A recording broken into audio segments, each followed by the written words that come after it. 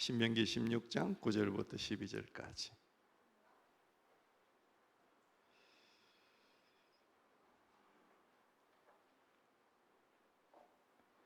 네, 9절부터 12절. 그렇게 긴 말씀 아니니까 우리 맥주절에 대한 말씀입니다. 같이 한번 천천히 읽어보겠습니다. 그로부터 시작. 그로부터 7일을 세는데 밭에 있는 곡식에 낫을 대는 첫날부터 시작하여 7일을 세십시오. 그리고 주 당신들의 하나님이 당신들에게 주신 복을 따라 마음에서 우러나오는 예물을 가지고 와서 주 당신들의 하나님께 칠칠절을 지키십시오. 당신들은 주 당신들의 하나님이 그의 이름을 두려고 택하신 그곳에서 당신들과 당신들의 아들과 딸과 남종과 여종과 성 안에서 같이 사는 레위 사람과 떠돌이와 고아와 과부까지도 함께 주 당신들의 하나님 앞에서 즐거워해야 합니다. 당신들은 이집트 땅에서 종살이하던 것을 기억하고 이 모든 규례를 어김없이 잘 지키십시오. 아멘. 아멘. 설교 제목을 한번 같이 읽어볼까요? 시작. 지금 감사의 잔치를 여십시오. 그랬습니다. 지금 감사의 잔치를 여십시오. 그랬어요? 여러분, 레오 버스카걸리아라고 하는 미국의 유명한 교수님이 한 분 계십니다. 사우스캘리포니아 대학에서 교육학 교수로 한 20년 동안 재직을 하셨는데 충격적인 일을 겪게 됩니다. 뭐냐 하면 자기가 그렇게 아끼던 제자가 그 젊은 나이에 스스로 목숨을 끊는 일이 발생을 했어요. 그래서 이 교수님이 충격을 많이 받고 내가 그냥 이 가르친다는 게 무슨 의미가 있나?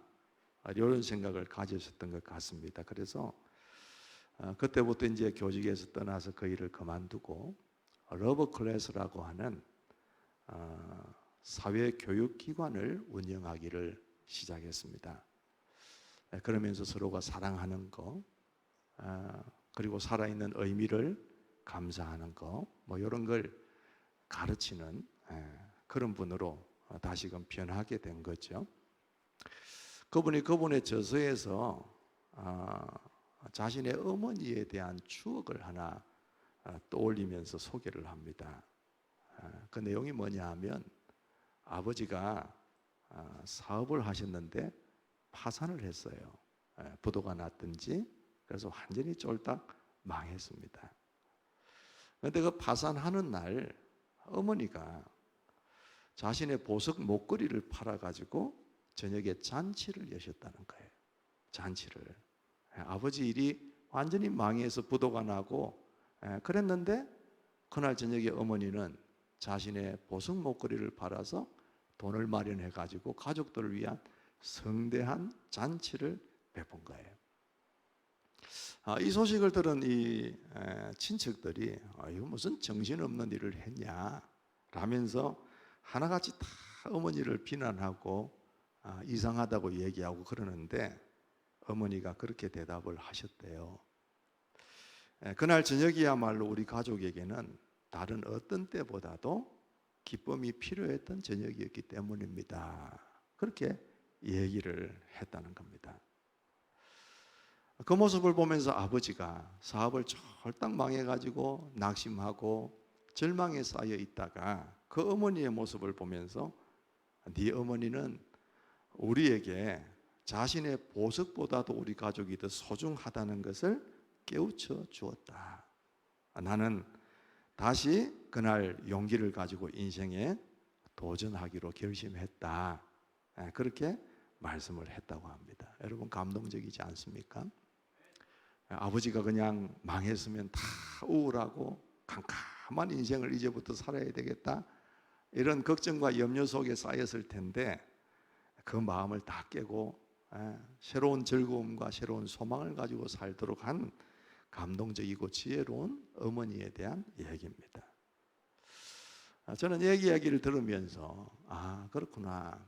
우리는 참 좋은 일, 감사한 일이 있을 때만 기뻐하고 감사하는구나라는 걸 다시 한번 깨닫게 되어졌어요. 어떤 어려움 속에서도 감사할 수 있는 것이 우리의 마음이어야 되는데 그게 참 잘 안 되고 있는 것이구나. 그런데 이 어머니는 그걸 잘 표현하고 드러내고 감사하고 있구나. 이런 생각들이 마음속에 들었었습니다. 그렇죠? 우리는 감사할 일이 많이 있는데도 사실은 감사할 일인 줄 모르고 그냥 지나갈 때가 너무 많아요. 목장에 가서 제가, 여러분들도 목장 가시면 다 나눔을 하시겠지만 우리 지난 주간에 혹시 감사한 일이 없으셨어요? 그렇게 한번 질문을 해보면 다 처음부터 선뜻 저요 하고 말씀하시는 분이 잘 없어요. 그래서 조금 기다리다 보면 얘기도 하고 이렇게 하는데, 저는 뭐 특별하게 감사할 제목이 없는 것 같아요 라고 말씀하신 분도 계속 얘기를 하다 보면 진짜 감사한 게 나옵니다. 그래서 그러면 아니 아까는 감사할 게 없다면서 보니까 감사할 게 많네요, 그러면서 웃으면서 지나갈 때가 많아요. 여러분, 우리 삶에 먹구름이 잔뜩 덮여 있어도 오히려 그때가 하나님 앞에 감사의 잔치를 열어야 할 때임을 아는 믿음, 그리고 그런 지혜가 저와 여러분 속에 있게 되기를 주님의 이름으로 축복합니다. 여러분, 감사절의 이 아이디어라는 것은 우리에게서 나온 게 아니에요. 하나님의 명령입니다. 오늘도 여러분 말씀 보시면 한 절 한 절 끝에마다 지키십시오, 지키십시오, 지켜야 합니다, 이렇게 계속해서 말씀하고 계세요. 우리가 자원하는 마음으로 자발적으로 그렇게 하나님께 감사를 하고 막 그러면 좋겠는데, 그게 안 되니까 하나님이 우리에게 그 감사를 가르쳐 주시기 위해서 네가 지켜야 된다, 이 감사절 지켜야 돼, 그러면서 계속 하나님이 훈련시키시고 강조하시는 거예요. 우리는 그런 마음이 될 수 있습니다. 감사는 자발적으로 드리는 게 의미가 있는데 하나님이 강압적으로 우리를 감사하게끔 하시는 게 우리 마음속에 약간 반발이 일어날 수도 있어요. 그런데 그것도 여러분 마음에서 우러나오는 예물을까지 가지고 와서 내게 감사해야 된다 이렇게 말씀하니까, 아니 감사는 무슨 뭐 엎드려서 절 받는 게 아니라 하고 싶을 때 감사해야 되는 거죠. 이런 마음이 들면서 좀 불편한 마음들이 있을 수가 있어요. 특별히 여러분, 첫 열매를 드리는 맥주 감사절은 더욱 그럴 수가 있습니다. 첫 열매로 감사한다는 거, 여러분 그거는 풍성한 수확을 얻고 감사하는 거하고 좀 다른 거예요. 첫 열매는 여러분 때로는 보잘것없이 시작하는 것일 수도 있습니다. 그래서 감사해야 하겠다는 그 생각들을 하지 못할 때가 사실은 그때예요. 그런데 첫 열매라는 것은 여러분 상징적인 의미가 굉장히 크죠. 뭐냐 하면 나머지 전체를 바라볼 수 있는 믿음을 의미하기 때문입니다. 그래서 하나님께서 풍성한 곡식을 다 거두고 과일과 열매를 다 거두고 나서 감사해라라고 말씀하신 게 아니라 첫 열매가 보일 때 네가 감사해야 된다, 그 말씀을 우리에게 가르쳐주고 계시는 거예요. 그래요 여러분, 우리가 조금만 생각해 보면 감사할 이유가 너무 많습니다. 우리가 당연하게 여기는 것들이 깨닫고 나면 이게 당연한 게 아니라 감사할 것이라는 걸 알게 되어져요. 여러분, 지난 주간에 우리 김동국 할아버지가, 우리 최하순 집사님 남편 되시는 할아버지가 이제 하나님의 부르심을 받고 세상을, 육체를 벗고 떠나셨잖아요. 그분이 왜 아프셨냐? 폐가 다 손상이 됐거든요. 이 폐가 손상이 된다는 것은 호흡에 지장이 있다는 얘기입니다. 그러니까 폐가 다 망가지니까 호흡을 스스로 하실 수가 없는 거예요. 그래서 전에 집에서 계실 때도 계속 산소 호흡기를 꼽고 계셨고, 이게 이제 계속 가중되니까 나중에 이제 병원에서도 산소 호흡기로는 안 되는 상황이 된 거죠. 그래서 이제 뭐 다른 연명 치료를 할 거냐라고 했을 때 우리 집사님이 지혜롭게 그거는 환자를 더 고통스럽게 하는 것 같습니다. 그래서 그냥 산소 호흡기만 산소 공급하면서 계시다가 돌아가셨어요. 여러분, 이걸 가만히 보면 우리 숨도 여러분 쉬고 싶다고 쉬어지는 게 아닌 것 같아요. 여러분, 오늘 숨 모셔가지고 힘드신 분 계세요? 이건 다 숨은 쉬실 수 있잖아요, 그렇죠? 아닙니까? 돌아가신 분들이 앉아 계시는 거예요? 숨은 다 쉬실 수가 있잖아요, 그렇죠? 그거 당연하다고 느끼는데 당연한 게 아니라는 얘기예요. 우리가 호흡을 잘할 수 있다는 이것도 얼마나 감사한가. 여러분, 숨을 한번 들이쉬고서요, 한번 해보시라고요. 그게 되는 분들은 오늘 감사하셔야 되는 분들이에요. 그게 당연한 게 아니라는 얘기입니다. 오늘 오시는데 여러분 좀 더우셨죠? 교회 오니까 조금 에어컨 틀어드리니까 시원한데, 아이고 덥고 그러면 땀 삐질삐질 흐르면 짜증나잖아, 그죠? 아이고 왜 이렇게 날씨가 더워? 근데 여러분, 더위를 느낄 수 있다는 거 얼마나 감사한지 모르는 거예요. 그거 당연한 것 아니에요. 우리 권사님들 가운데 몸이 좀 안 좋으셔서 이렇게 추위를 많이 타는 분들이 계세요. 그분들은 한여름이 되기를 얼마나 기다리는지 몰라요. 왜냐하면 그 더운 여름이 되어져야 비로소 본인들은 그렇게 고통스럽지 않은 거예요. 겨울 되고 뭐 에어컨 밑에 들어가고 찬바람 쐬면 추워가지고 견딜 수가 없는 거예요. 그러니까 여러분, 우리가 여름을 느낄 수 있고 봄을 느낄 수 있고 겨울에 추위를 느낄 수 있다는 거, 이거 당연한 것 같지만, 그래서 겨울 되면 춥다고 우리가 불평하고 여름 되면 덥다고 불평할지 모르겠지만 그 계절에 맞게 느끼지 못하는 분도 계신단 말이에요. 그러니까 여러분, 봄 되면 봄이라고 감사하시고, 여름에 좀 더우면 더워도 감사하시고, 막 추우면 좀 추워도 내가 이 추위를 느낄 수 있다는 게 건강한 거구나, 이걸 감사할 수 있는 여러분 되셔야 된다는 거예요. 여러분, 요즘 저는 뉴스를 가만히 볼 때마다 우리가 존재하고 이 세상에 살고 있다는 게 얼마나 또 감사한 걸 많이 느껴요. 왜냐하면 요즘 여러분 무서운 뉴스가 많이 나잖아요. 쓰레기통을 뒤지는데 아기가 죽어 있는 건 뉴스. 영아를 유기하기도 하고, 아이들을 때리는 부모가 있어가지고 학대해서 아기가 죽기도 하고, 그런 게 비일비재하게 지금 나타난단 말이에요.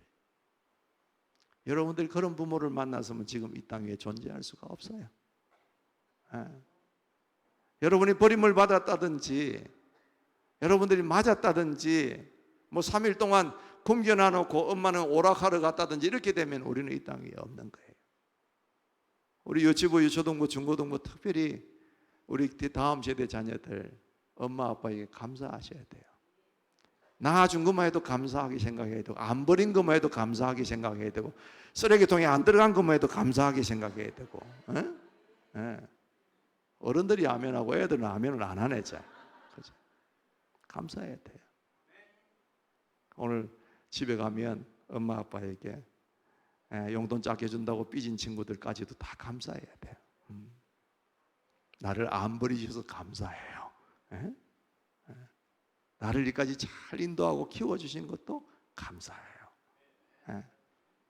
한번 따라 할까요? 당연한 게 아니라 감사한 것입니다. 그렇죠? 맞잖아요. 우리 우리 은혜라는 찬양 자주 부르는 찬양이지만은, 내가 누려왔던 모든 것들이, 내가 지나왔던 모든 시간이, 내가 걸어왔던 모든 순간이 당연한 것이 아니라 은혜였습니다. 그렇잖아요. 내가 이 땅에 태어나서 사는 것, 어린 아이 시절과 지금까지 숨을 쉬며 살며 꿈을 꾸는 일까지도 이게 당연한 것이 아니고 하나님의 은혜다 그 말이에요. 아침에 해가 뜨고 저녁에 노을이 지고 봄의 꽃향기, 가을의 열매, 이 변화하는 계절의 모든 순간도 그렇지만 그걸 느낄 수 있는 것도 당연한 게 아니고 하나님의 은혜다 그 말이에요. 특별히 내가 하나님의 자녀로 살고 오늘 찬양하고 예배하고 이 예배 가운데 앉아서 우리가 하나님을 경배할 수 있다는 거, 그리고 이것을 감사함으로 다른 사람에게 전달해 줄 수 있다는 이것도 우리에게 주신 하나님의 귀한 축복이 아닐 수가 없다는 거예요. 얼마나 감사한지 몰라요. 여러분, 이스라엘 백성들은 광야 생활할 때에 참 어려움이 많았어요. 집 떠나면 고생인데 집 떠나서 40년을 유랑했으니까 얼마나 어렵겠어요. 그렇죠?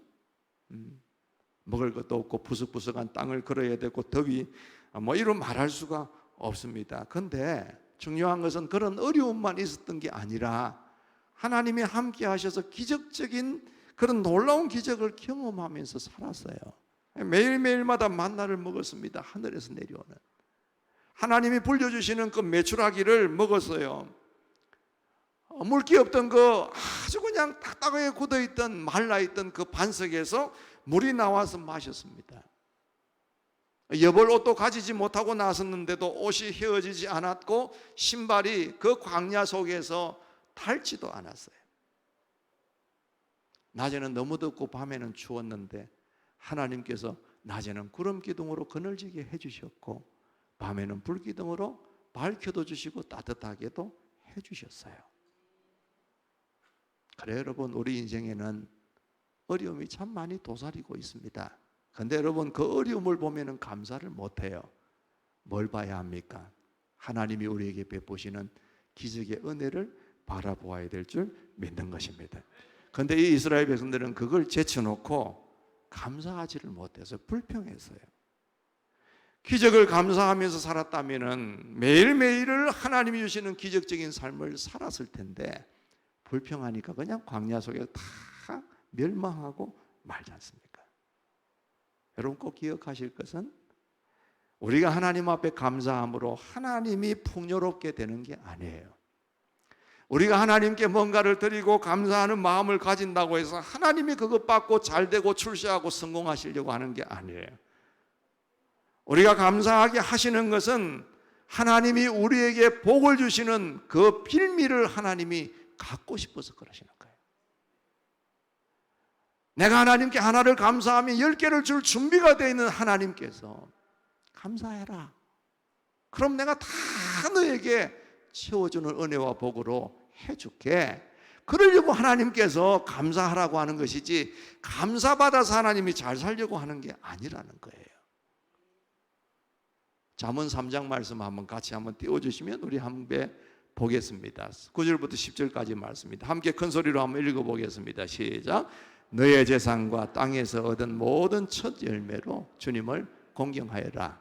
그러면 너의 창고가 가득 차고 너의 포도주통에 해포도주가 넘칠 것이다.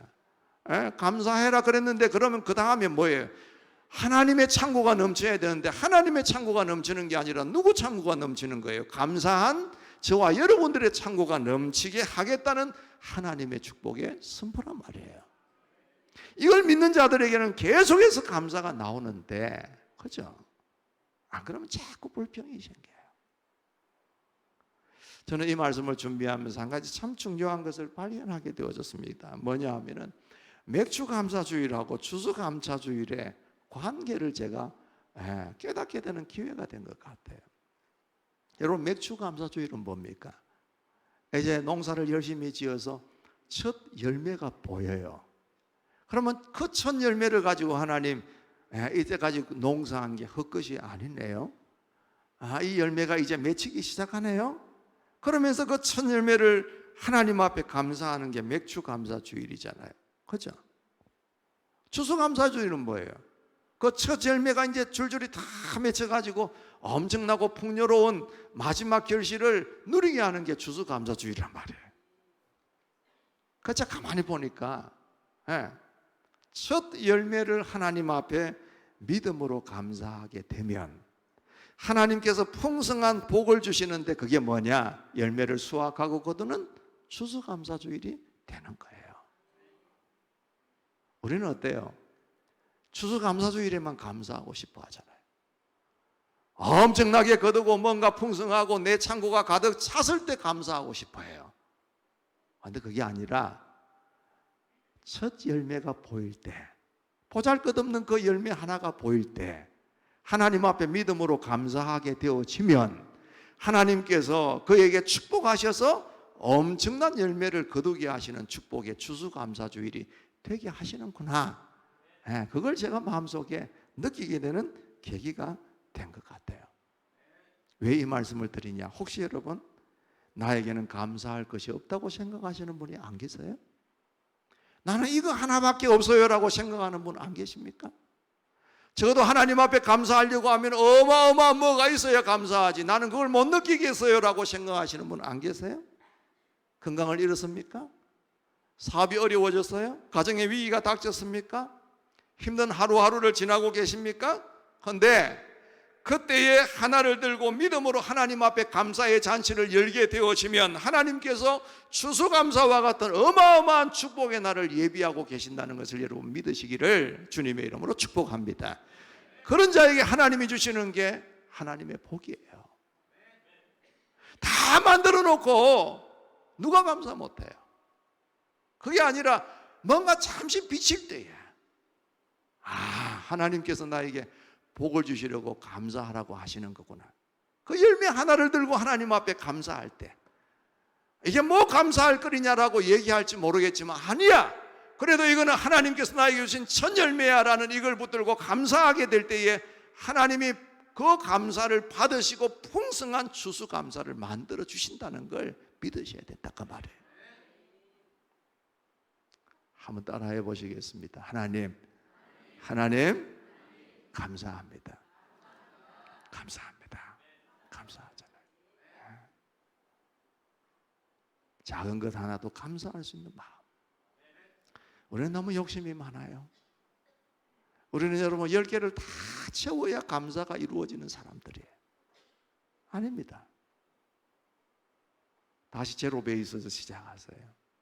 아무것도 없는 가운데서 한 개만 떨어져도 감사할 수 있는 마음. 그럴 때 하나님께서 충만하게 채우시는 역사가 있다는 거예요. 그리고 또 한 가지 하나님이 한 가지 더 말씀하시는 게 있습니다. 여러분 11절 말씀을 한번 보시겠습니까? 11절 오늘 읽은 본문에 한번 이 11절 함께 읽어보겠습니다. 당신들은 시작. 당신들은 주 당신들의 하나님이 그의 이름을 두려고 택하신 그곳에서 당신들과 당신들의 아들과 딸과 남종과 여종과 성 안에서 같이 사는 레위 사람과 뜨돌이와 고아와 과부까지도 함께 주 당신들의 하나님 앞에서 즐거워해야 합니다. 여러분 이 절기를 지키고 감사하는데 뭐라고 하시는 거예요? 당신의 아들, 딸 그건 당연하죠. 근데 누구? 남종, 여종, 뜨돌이, 고아, 과부 뭡니까? 소외되고 약한 자들이 이들과 함께 하나님 앞에서 즐거워해야 된다. 감사해야 된다. 절기를 지켜야 된다. 그 말입니다. 여러분 감사의 출발은 하나님이죠. 그런데 감사의 완성은 뭐냐? 이웃과 나누는 것입니다. 나누는 거예요. 감동이 별로 없으신 것 같아서 한번 따라하겠습니다. 감사의 출발은 하나님입니다. 맞죠? 하나님이 주시는 거니까 감사하죠. 출발인데 그 감사를 완성시키는 것은 뭐냐? 나만 감사하고 먹고 자시고 하는 게 아니라 이웃과 나누는 거다 그 말입니다. 나누는 거다. 한 번 더 따라하겠습니다. 잘 섬기겠습니다. 함께 나누겠습니다. 은혜만 나누고 이런 게 아니라 하나님 앞에 감사로 주신 것 다 있으면 함께 나누는 거 하나님이 굉장히 기뻐하시는 감사의 완성이다 그 말이에요. 프랭크 루박이라고 하는 선교사님이 계세요. 이 선교사님은 필리핀에 선교하시는 분이셨는데 뭐 그냥 평범한 선교사님으로 가셨는데 그런데 그분이 나중에 아주 유명한 분, 그 위대하고 큰 일을 하시는 분으로 바뀝니다. 세계 문명 퇴치 선교회라는 걸 설립해가지고 문자가 없는 수많은 종족들에게 문자를 만들어주고 가르치고요. 또 정치적인 아무런 지위가 없음에도 불구하고 세계 2차 대전 후에 미국의 외교 정책에 큰 영향력을 행사하는 분이셨어요. 그리고 미국 우표에 뭐 옛날 얘기지만 미국 우표에 등재된 유일한 선교사님이 되셨어요. 아주 깨끗만 유명한 분 아니시겠습니까? 왜 그렇게 됐을까? 그분의 책을 보면 물론 선교사님이니까 주님만을 바라보고 사셨겠죠. 근데 그분이 가난하고 어려운 사람을 사랑하면서 막 나눠주면서 사는 걸 즐겨하셨던 분이시기 때문에 그랬다라고 본인은 책에서 그렇게 설명을 해요. 그리고 그분이 하시는 말씀이 뭐냐 하면은 우리 마음이 하나님의 은혜를 담는 우리의 마음이 작은 그릇 같다고 얘기를 해요. 작은 그릇 같다. 무슨 말이냐 하면은 하나님의 은혜만을 우리가 받으려고 하면 그건 금방 차버린다는 거예요. 그리고 차서 넘쳐버린다는 거예요. 그래서 그 넘쳐 흐르는 그 은혜를 우리만 소유하겠다고 욕심을 가지게 되어지면 그 은혜는 한정되게밖에 우리에게 주어질 수밖에 없는 것이다. 근데 그 은혜를 정말 잘 활용하는 것은 뭐냐 하면은 주님이 주신 그 은혜를 이웃에게 계속해서 흘려보내주는 그 일이 있을 때에 놀라운 축복이 계속해서 우리 가운데 임하게 된다는 것을 말씀하는 거예요. 오늘 우리 김수환 집사님이 그 간증을 했잖아요. 근데 이분이 남편을 그렇게 끔찍히 생각하는 줄 제가 잘 몰랐어요. 나는 남편을 끔찍하게 생각하는 줄 알았어요. 근데 이분이 생명의 삶 공부를 하는데 얘기를 쭉 나누는데 우리가 눈물을 글썽이면서 그 말씀하셨어요. 제가 남편을 위해서 기도하기로 했습니다. 그냥 기도하기로 했습니다라고 억지로 뭐 마음에 안 드는 남편, 혹시 뭐 내 마음의 점수에 꽉 안 차는 남편인데 내가 하나님이 하라니까 내가 기도하기로 했습니다. 그게 아니었어요. 진심이 느껴지면서 제가 기도하기로 했습니다. 성도 여러분, 여러분의 삶에 주신 하나님의 은혜를 이 감사주일에 잘 세워보는 지혜가 있게 되기를 바라고요. 그 감사의 내용들을 흘려보낼 수 있고 섬겨줄 수 있는 그런 분들이 되시면 하나님이 기뻐하시는 감사의 완성이 이루어질 것이라고 저는 믿습니다. 여러분, 이스라엘의 사해바다라는 거 말씀드렸죠? 왜 그 바다가 아무런 생물이 살 수 없는 죽음의 바다가 됐을까? 물이 흘러오기는 흘러오는데 흘러나가지를 않기 때문입니다.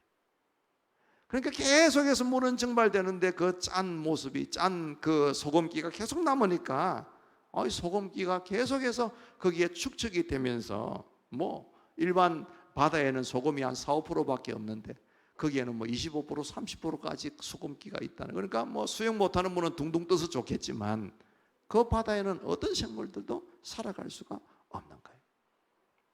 여러분, 우리의 삶이 하나님이 주시는 그 축복을 고아놓는 사회가 아니라 여러분 그 축복을 다른 곳으로 흘려보낼 수 있는 축복의 통로가 되기를 주님의 이름으로 축원합니다. 다른 교회들 보면 저는 진짜 부러운 게 하나 있습니다. 그게 뭐냐 하면 이 교회들이요 정말 이 헌금이나 이런 것들을 밖으로 내보는 일들이 참 많은 것 같아요. 예를 들어서 우리 맥주 감사주일이다, 추수 감사주일이다 이러면 이번 감사주일 헌금은 이렇게 어려운 분을 당한 분들을 위해서, 이번 감사주일 헌금은 우리 선교사님들을 위해서, 이번 감사주일 헌금은 저런 약한 분들을 위해서, 이번 크리스마스 헌금은 또 이런 분들을 위해서. 그걸 보면 참 마음속에 기도 제목이 생기는 것 같아요. 하나님, 우리 교회도 빨리 좀 형편을 좋게 해주시고 그렇게 되어져서 정말 그렇게 흘려보낼 수 있는 축복의 통로가 될 수 있도록 하나님 좀 은혜를 베풀어 주시고 속히 그런 역사를 좀 일으켜 주십시오. 그런 기도의 제목들이 저절로 부러움에서 나오는 경우들이 있더라고요. 여러분, 우리 가정들도 우리 개인들도 그렇게 되는 은혜가 있게 되기를 바라고요. 우리 교회도 정말 우리 교회만을 위해서 쓰는 교회가 아니라 흘려보낼 수 있는 축복의 통로가 되는 그런 교회가 속히 될 수 있도록 여러분들이 많이 기도해 주시기를 바라는 것입니다. 여러분, 오늘 말씀대로 지금 우리가 어렵고 힘든 시절을 지나고 있지만 지금이 우리가 감사의 잔치를 열어야 될 때라는 걸 기억하시고 열매 하나만을 가지고서도 하나님 앞에 감사할 수 있는 모습, 그래서 하나님께서 언젠가 우리에게 풍성한 열매로 함께 축복하실 것이라는 그 믿음을 가지고 오늘 이 어려움 속에서도 하나하나 감사해 나가는 여러분들 되시고요.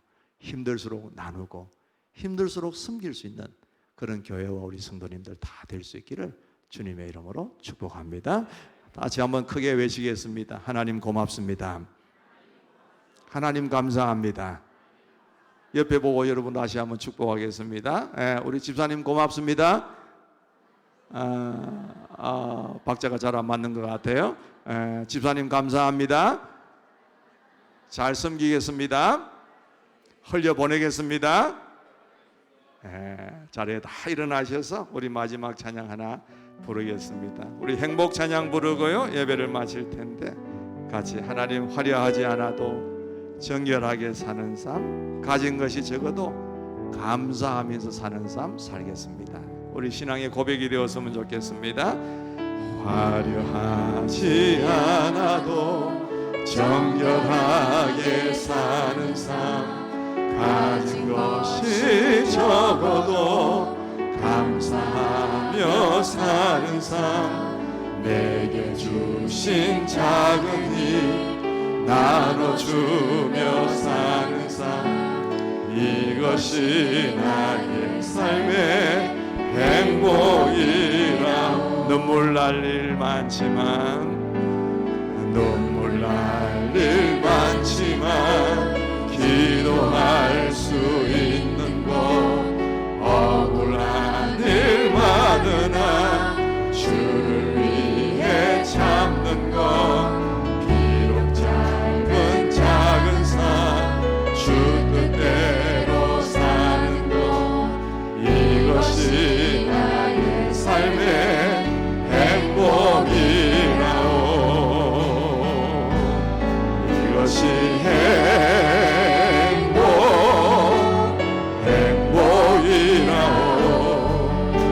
세상은 알 수 없는 하나님 선물, 이것이 행복이라오. 하나님의 자녀로 살아가는 것, 이것이 행복이라. 이것이 행복입니다. 이것이 행복이라오.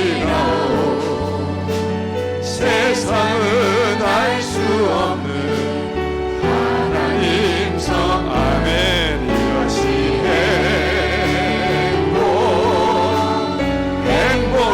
행복이라오. 하나님의 자녀로 살아가는 것, 이것이 행복이라오. 아멘. 우리 하나님께 전심으로 감사의 박수, 영광의 박수를 한번 올려드리겠습니다. 할렐루야. 감사.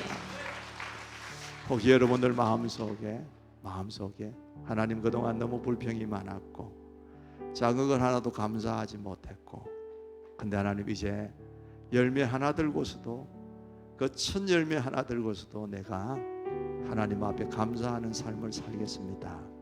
혹시 그런 다짐이나 결단이 있으면 헌신대로 와서 한번 결단하시면 하나님이 은혜를 주실 것이고, 또 하나님의 축복을 내가 그냥 나 혼자 받고 잘 사는 거, 그게 그냥 축복인 줄 알았는데 하나님이 원하시는 축복의 완성은 흘려보내고 이웃을 성공시키고, 이것이 진짜 하나님이 원하시는 축복의 완성입니다. 그거 깨달았습니다. 내가 이제부터 우리 이웃들, 우리 목장 식구들, 우리 성도들 잘 섬기겠습니다.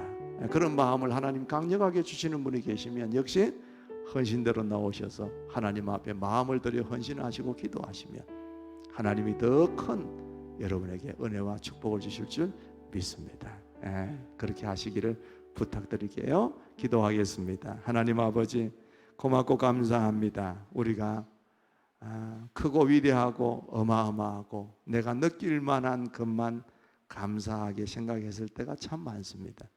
그런데 첫 열매, 보잘것없는 첫 열매, 그거 하나 가지고도 하나님 앞에 감사하는 자들 되게 하셔서 주님, 그 감사가 어마어마한 하나님의 은혜와 축복을 가져오는 감사가 되게 하여 주시옵소서. 하나님, 그동안에는 제가 잘 살고 잘 먹으면 그게 복인 줄 알았는데 하나님이 그것보다 주신 축복을 나누고 흘려보내는 축복의 통로가 되기를 원하셨습니다. 그게 하나님 감사의 완성인 줄 알게 하셔서 우리가 하나님 혼자 누리고 즐기고 사는 삶이 아니라 더불어서 주의 은혜를 나누는 그런 복된 감사의 삶이 우리 삶에 일어날 수 있도록 우리가 결단하고 감사하며 살아가는 저희들 되게 하여 주시옵소서. 아버지, 특별히 어렵고 힘들고 정말 아바 빈말 못할 고민들을 안고 있는 분일지라도 주님, 이때가 감사의 잔치를 열어야 될 때인 줄 알게 하시고, 그래서 하나님 앞에 감사할 때 또 하나님이 해결하시기도 하고 부으시는 귀한 은혜를 경험케 하여 주시옵소서. 전능하신 하나님, 이번 한 주간도 살아갈 동안 주의 놀라우신 은혜로 우리에게 채워주시기를 바라고, 또 귀한 예물 드린 것 감사하고 하나님께 영광 돌리오니 주님께서 이들의 삶을 복되게 하여 주시옵소서. 자비로우신 하나님, 주님께서 우리 함께 하시는 삶을 살아갈 동안 그게 느껴질 때마다 항상 그게 제일 큰 행복이 되게 하여 주옵시고, 주님께 영광 돌리는 저희들의 매일매일의 삶이 될 수 있도록 축복하여 주시옵소서. 우리 귀한 다음 세대들도 오늘 함께 맥주 감사주의를 맞이해서 예배하고 있습니다. 이들의 삶을 앞날을 하나님이 보장하시고 축복하셔서 시냇가에 심은 나무와 같이 푸르청청한 아름다운, 그리고 감람나무 열매와 같이 정말 소중한 귀하고 복된 우리 후손들 되게 하여 주셔서 이들이 우리보다 더 복된 삶을 살게 하여 주옵시고, 영육간의 강건한 삶이 되어 우리의 자랑거리가 될 수 있도록 주님 허락하여 주시옵소서. 이제는 우리 주 예수 그리스도의 은혜와 하나님 아버지의 무한하신 사랑하심과 성령님의 교통하심이 역사하심이 여기 모인 온 성도들 머리머리 위에와 그들의 가정과 생업과 자손 만대 위에, 주님께서 피로 값주고 세우신 우리 미래로 교회 위에, 이 나라와 이 민족 세계 열방에 하나님을 경배하는 모든 주의 백성들 머리 위에 이제로부터 영원토록 함께 있을지어다. 아멘.